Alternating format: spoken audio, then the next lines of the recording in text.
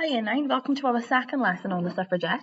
Before we start, I want you to have a think about this statement and this question, and I want you to think about, is the use of violence ever really justified?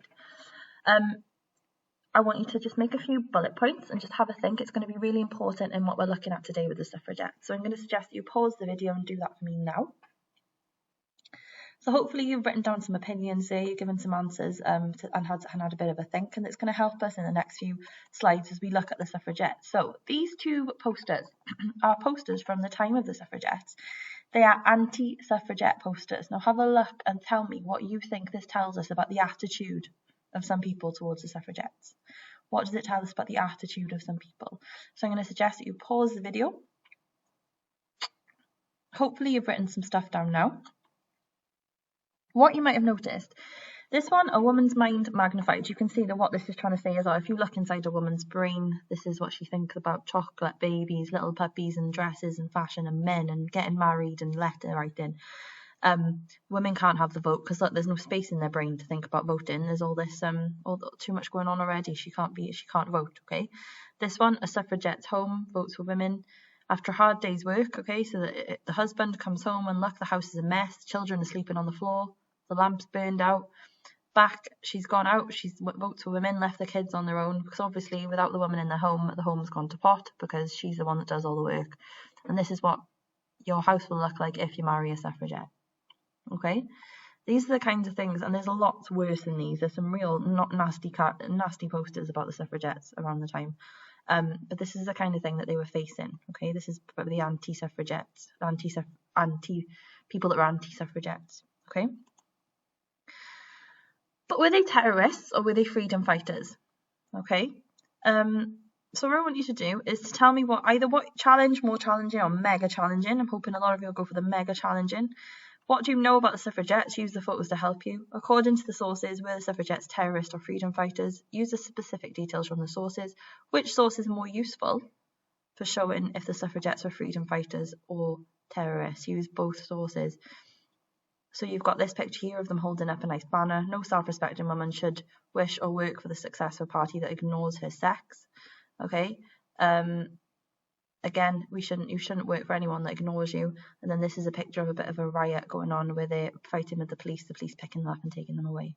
Okay. So pause the video, have a go at that now. Hopefully you paused the video and you've come back to me. So the first task is, I want you to watch this clip. Now this is about America, but it is still relevant. You'll still pick up the same essence and issues that were faced by British women during this time as well. And you can pick now one of these to do.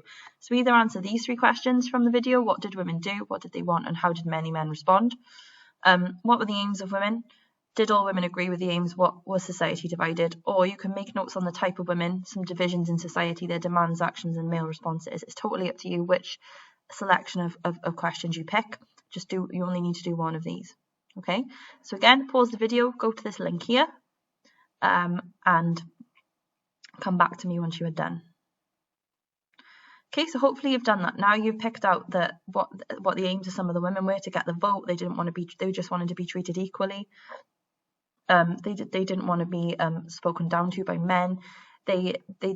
There were divisions in society because they were known as housewives, left on their own. The responses of the men: you shouldn't need the vote, you shouldn't want to vote, why do you need the vote, that kind of things. Hopefully you've picked up some of those things now and we're ready to move on to task 2. So these are the leading suffragettes. You've got Emmeline, Sylvia and Christabel Pankhurst. Emmeline Pankhurst and her daughters Sylvia and Christabel. Okay, these are the lead women. Emmeline Pankhurst is the lady that started the WSPU, as we found out last lesson, in 1903. So, task 2, were they terrorists or freedom fighters? You've been given sources which are attached to this lesson underneath the video on Moodle. It's on a PowerPoint. I want you to open it up and I want you to fill in the table. Okay, and I want you to fill in as much of this as you can. So the source A, B, C, D, E, F, G, what does it show us? What inferences can we make? Now, what inferences can we make is, are there any sort of hidden messages in it, that kind of thing? What is the purpose of the source? Why has it been made? Why do you think this source has been made? Does it suggest that they're freedom fighters or terrorists? And why do you think this? Now, you may not feel comfortable filling in all of them, but I do just want you to have a go at filling in as many as you can, okay? it doesn't matter if you get it wrong. It really doesn't matter. I just want you to try. That's the most important thing here. Have a go at doing as many of them as possible. Now, that's probably going to take you about 20-25 minutes. So again, I'm going to suggest that you pause the video and come back to me when you're done. This table is also attached to this lesson as well. Okay? So hopefully we've done that now and we're ready to have a look at this. So does this source support the view that suffragettes were freedom fighters? This is Emily Wilding Davison being knocked down by a horse. Now this is in the Epsom Derby in 1913. Now Emmeline Wilding Davison went to protest for women's rights there. She was a leading suffragette.